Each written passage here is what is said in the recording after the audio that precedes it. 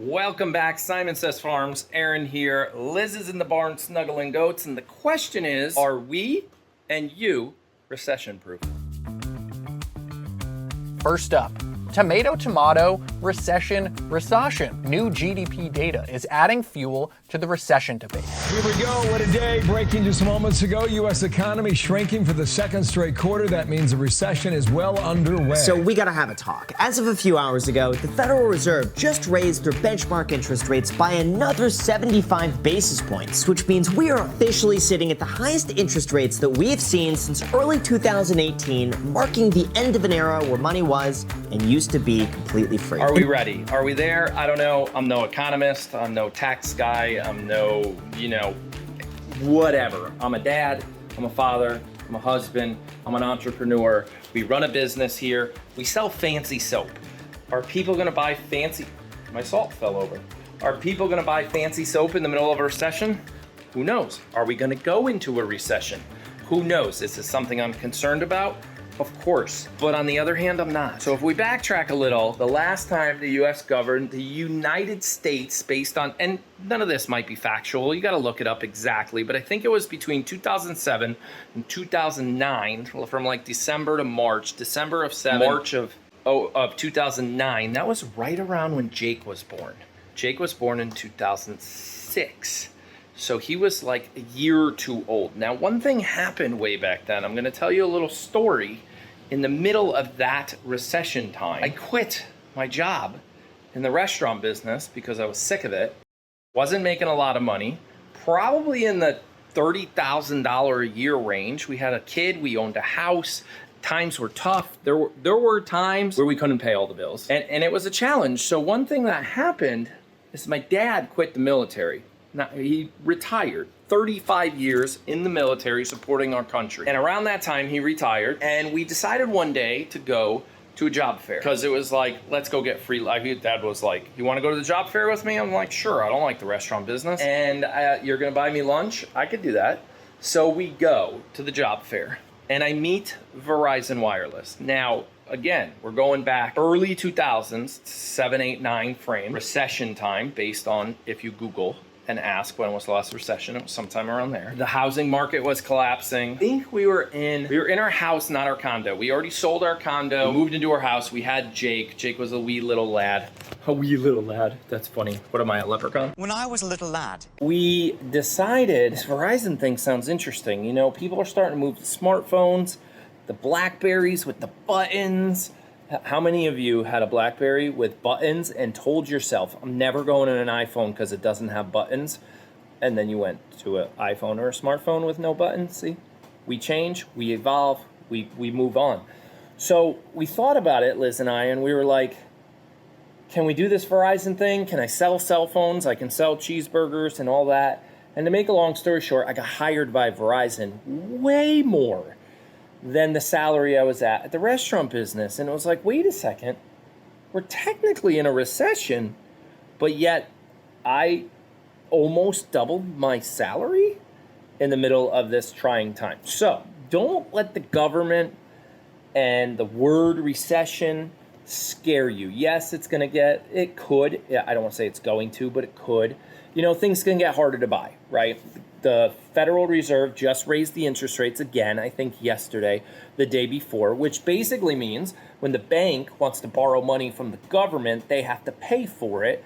And in turn, they pass that on to you. So mortgage rates are in that 4 to 5% range. If you Google and look, today is July 28th. I want to say, let's take a look here. I don't edit much, just so you know, raw and real. Right, this is being recorded Thursday night, July 28th. You're watching it probably on July 29th. They just raised rates, I want to say on the 27th, again.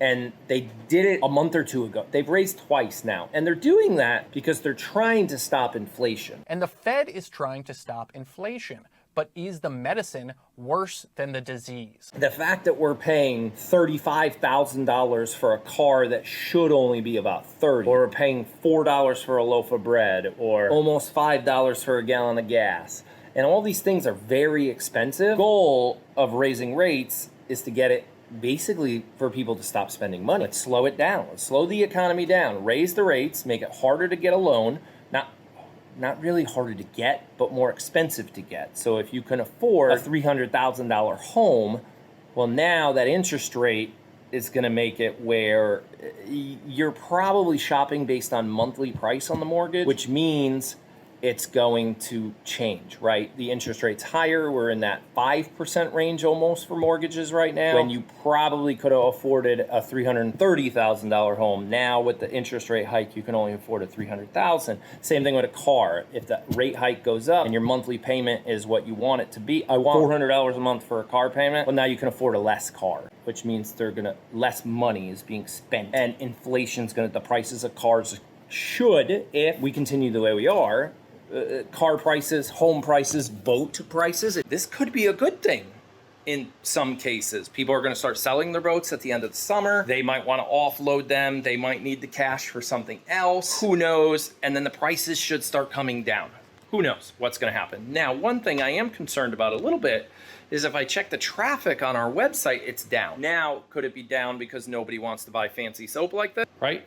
Simple Suds. Very fancy artisan soap. Yes, you can use it even though it's super beautiful. And our salts and our stuffed animals and our fancy book and our lotions and all that. It's a niche product. Are people still gonna buy that if this whole recession thing happens? I don't know. So what we're seeing on our website is not all bad news. You know, people are still buying stuff less than normal. Goat snuggles, very low right now, very low. So are people not spending the money to come hang out with a goat and relax in the field? Baby goat snuggles earlier, April, May, off the hook like crazy. We sold out. Now, not so much, but it's super hot. It's July. We're changing it up for next year. We're probably not going to run it this late into the season. It's almost August. We're getting really close, so we don't know what we're going to do there, but I am seeing a couple signs in my analytics on my website that does make me nervous. You know, the size of the cart, the conversion rate. You know, if 100 people go to the website, do I sell one sale? So that's a 1% conversion, or do I sell 3? And I got to keep an eye on that number. So there are things we can do as entrepreneurs and as families just to prepare ourselves. You stock up on things. Do you buy things that are on sale now? Yes. Somebody said it. What was his name? Mark Cuban said it. When toothpaste is on sale and you can find toothpaste at like 50% off, buy like a 3-year supply. You're gonna need it. You just got it at half off. You should never pay full retail for that kind of thing. And to be honest, the expiration date, it's not going bad. So there are little things like that, you know, toilet paper, paper towels, toothpaste, soap. Do you buy super fancy soap? Yeah, I would love it if you did. You know, Simple Suds is a great product. It's not super expensive, high quality though, right? It's not your Walmart. I'm not gonna say the names of some of those detergent-like soaps, but what do you buy in the middle of a recession? How do you capitalize on the sales? What do you keep in stock? What do you cut out? Do you cut out Starbucks, start making your coffee on your own? Who knows? Are we prepared? Yeah, I think we're good. I think we're in a good spot. The moral of my story was you're in control, right? I heard a quote yesterday or today. You might have lost your job, but you didn't lose your skills. You still have your resume. You still have your education. What are you going to do about it? Where are you going to go from here? That's kind of the idea. I'm reading the news. I'm seeing all, and I don't like the news, but you know, this recession thing is scaring people. I don't think we have anything to be scared about. And I don't know, you can put it in the comments below. Let me know what you think. Maybe I'm overreacting. Maybe I'm underreacting. Maybe I'm panicking, but I don't want to panic. I just want to have fun. I want to have fun. I want to enjoy what we do. My wife and I are making a lot of cool soaps and fun stuff for Christmas coming up. Will Christmas be very small this year? Will it be big? Who knows? Will it be fun? Yes, it will be. It'll be a fun time. It'll be a good time. And I hope you guys stick around and hang out for more stories because I put out a video like this every single day. Today, little recession talk on a farm. You know, we raise our own meat here. We have our own ducks and chickens and eggs and milk and all that kind of stuff. So we're good there. But yeah, that's it. I'm done. I got to go close up the other barn. Over that way. It's called House of Pie. It's way outside that window. And we're just going to let you go. We're going to try to ease your pain of this whole recession thing. And, you know, just hang out with us. Hit the subscribe button below. I go every day. I hope to go every day for a year, maybe 2.